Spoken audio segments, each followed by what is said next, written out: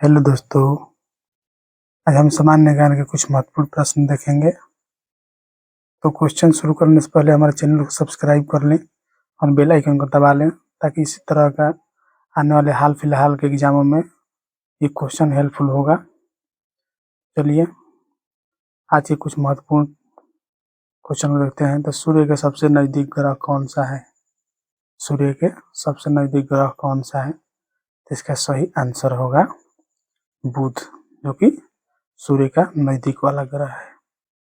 चलिए अगला क्वेश्चन है, विश्व जल दिवस कब मनाया जाता है? विश्व जल दिवस कब मनाया जाता है?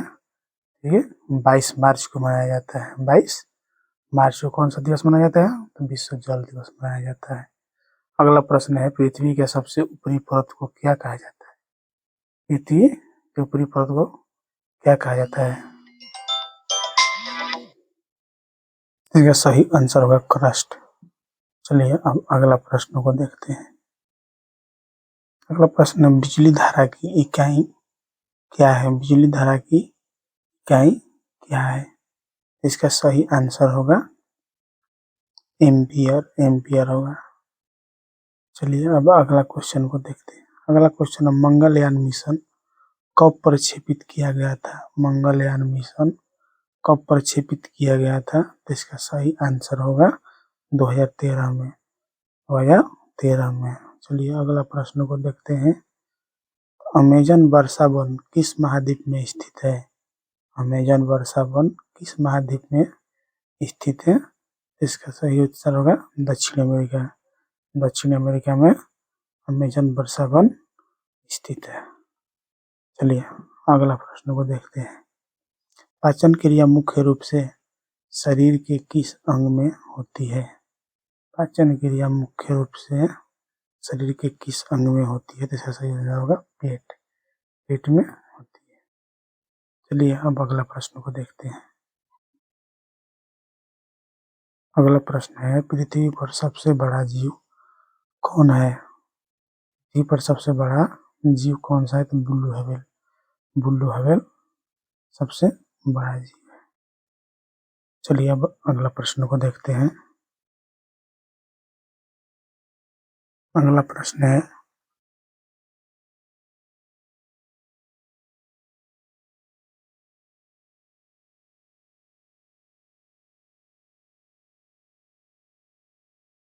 कौन से गैस पौधे प्रकाश संश्लेषण में उपयोग करते हैं? कौन से गैस पौधे प्रकाश संश्लेषण में उपयोग करते हैं? तो सही उत्तर होगा कार्बन डाइऑक्साइड। Carbon dioxide. चलिए अब अगला प्रश्न को देखते हैं। अगला प्रश्न है, भारत में सबसे पहला कंप्यूटर कब आया था? भारत में सबसे पहला कंप्यूटर कब आया था? इसका सही उत्तर होगा 1955 में। 1955 में भारत का पहला कंप्यूटर आया था। चलिए अगला प्रश्न को देखते हैं। अगला प्रश्न है, किस ग्रह को सुबह का तारा और शाम का तारा कहा जाता है? इस ग्रह को सुबह का तारा और शाम का तारा कहा जाता है? सही आंसर होगा शुक्र। शुक्र को कहा जाता है। चलिए अगला प्रश्न को देखते हैं। अगला प्रश्न है, जल प्रदूषण मापने की सामान्य इकाई क्या है? जल प्रदूषण मापने की सामान्य इकाई क्या है? ppm। इसका फुल फॉर्म होता है पार्ट्स पर मिलियन। पार्ट्स पर मिलियन होता है। चलिए अगला प्रश्न को देखते हैं। अगला प्रश्न, कृत्रिम बुद्धिमत्ता जिसे AI कहते हैं का प्रयोग किस क्षेत्र में है? कृत्रिम बुद्धिमत्ता का प्रयोग किस क्षेत्र में है? उपरोक्त सभी में होता है। रोबोटिक्स में होता है, चिकित्सा में होता है, शिक्षा में भी होता है। चलिए अब अगला प्रश्न को देखते हैं। अगला प्रश्न, कौन सा देश विश्व में सबसे अधिक सौर ऊर्जा का उपयोग करता है? विश्व में कौन सा देश विश्व में सबसे अधिक सौर ऊर्जा का उपयोग करता है? तो चीन है। चीन जो कि विश्व में सबसे अधिक सौर ऊर्जा का उपयोग करता है। चलिए अगला प्रश्न को देखते हैं। अगला प्रश्न है, भारत का पहला जलवायु परिवर्तन केंद्र कहाँ खोला गया? भारत का पहला जलवायु परिवर्तन केंद्र कहाँ खोला गया? तो पुणे में खोला गया है। कहाँ खोला गया? तो पुणे में खोला गया है। चलिए अब अगला प्रश्न को देखते हैं। अगला प्रश्न है हृदय धड़कन। हृदय की धड़कन मापने वाला यंत्र क्या कहलाता है? हृदय की धड़कन मापने वाला यंत्र क्या कहलाता है? इसका सही आंसर स्टेथोस्कोप। स्टेथोस्कोप से क्या होता है? तो हृदय की धड़कन को मापते हैं, जिसे आला भी कहते हैं। चलिए अगला प्रश्न है राष्ट्रीय प्रदूषण नियंत्रण बोर्ड की स्थापना कब हुई थी? राष्ट्रीय प्रदूषण नियंत्रण बोर्ड की स्थापना कब हुई थी? तो 1974 में हुई थी। चलिए अगला प्रश्न को देखते हैं। अगला प्रश्न है कौन सा तत्व दांत और हड्डियों को मजबूत करता है? इसका सही आंसर होगा कैल्शियम। कैल्शियम है जो दांत और हड्डियों को मजबूत करता है। चलिए अगला प्रश्न को देखते हैं। अगला प्रश्न है पृथ्वी पर ऋतुएं क्यों बदलती है? तो ये इसका सही आंसर होगा पृथ्वी झुकाव और परिक्रमण से। पृथ्वी के झुकाव और परिक्रमण के कारण पृथ्वी पर ऋतुएं बदलती रहती है। चलिए अगला प्रश्न है चिपको आंदोलन का संबंध किससे है? चिपको आंदोलन का संबंध किससे है? तो वृक्ष संरक्षण से। ऐसे है तो वृक्ष संरक्षण से। चलिए अगला प्रश्न को देखते हैं। अगला प्रश्न है मोबाइल फोन में प्रयोग होने वाला रेडियोधर्मी तत्व कौन सा है? मोबाइल फोन में प्रयोग होने वाला रेडियोधर्मी तत्व तो लिथियम है, जो कि आजकल बैटरी जो बनता है मोबाइल में उसी से बनता है। चलिए अगला प्रश्न डीएनए की संरचना की खोज किसने की थी? डीएनए की संरचना की खोज किसने की थी?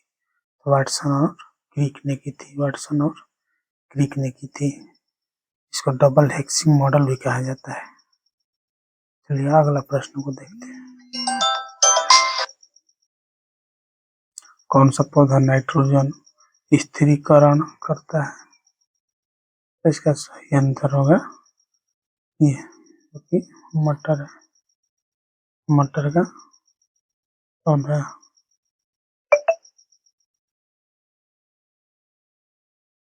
चलिए अगला प्रश्न को देखते हैं।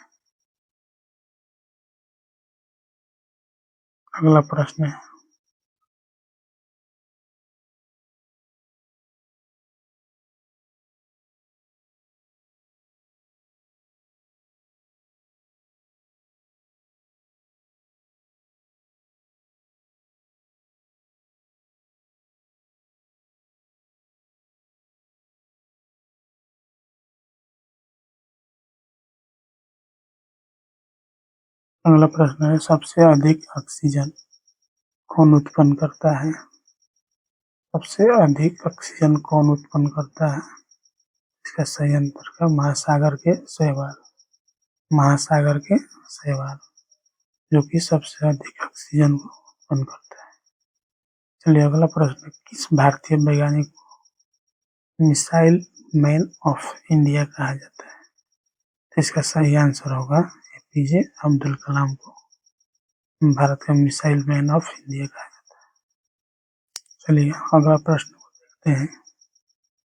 तो अगला प्रश्न है पृथ्वी की परिक्रमा करने वाला पहला कृत्रिम उपग्रह कौन सा था? पृथ्वी की परिक्रमा करने वाला पहले स्पुतनिक 1 स्पुतनिक 1 जो कि कृत्रिम उपग्रह था। भारत में पहला पर्यावरण दिवस किस वर्ष मनाया गया था? भारत में पहला पर्यावरण दिवस इस वर्ष मनाया था 1974 से। चलिए अगला प्रश्न को देखते हैं। तो अगला प्रश्न है भारत का सबसे बड़ा राष्ट्रीय उद्यान कौन सा है? भारत का सबसे बड़ा राष्ट्रीय उद्यान कौन सा है? इसका सही आंसर है हेमिस राष्ट्रीय उद्यान जो कि लद्दाख में है।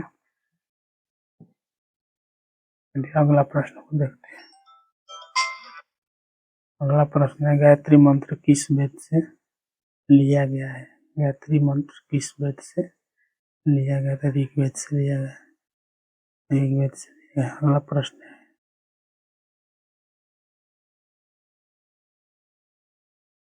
चलिए अगला प्रश्न को देखते हैं। लाल रक्त कणिकाओं का मुख्य कारण क्या है? लाल रक्त कणिकाओं का मुख्य कार्य क्या है? तो ऑक्सीजन का परिवहन करना है। ऑक्सीजन का परिवहन करना है। चलिए अगला प्रश्न को देखते हैं। तो अगला प्रश्न है, भारत की पहली महिला वैज्ञानिक जिन्हें रॉयल सोसाइटी की सदस्यता मिली। भारत की पहली महिला तो गगनदीप गगनदीप कंगा, क्योंकि रॉयल सोसाइटी सदस्य। पर्यावरण में सबसे अधिक कार्बन कौन सा अवशोषित करता है? पर्यावरण में सबसे अधिक कार्बन कौन सा अवशोषित करता है? इसका सही आंसर होगा महासागर। महासागर करते हैं। चलिए अब अगला प्रश्न को देख लेते हैं। प्रदूषण नियंत्रण के लिए भारत में कौन सी गैसों की निगरानी की जाती है? इसका सही आंसर होगा CO2, SO2, NO2। चलिए आज के क्वेश्चन को यहीं पर हम समाप्त करते हैं। तो हमारे क्लास को सब्सक्राइब कर दें अच्छा लगा तो, और लाइक भी कर दें ताकि इसी तरह के क्वेश्चन मिलते रहे। एक और क्वेश्चन है, किस तत्व का भविष्य का ईंधन कहा जाता है? तो यह है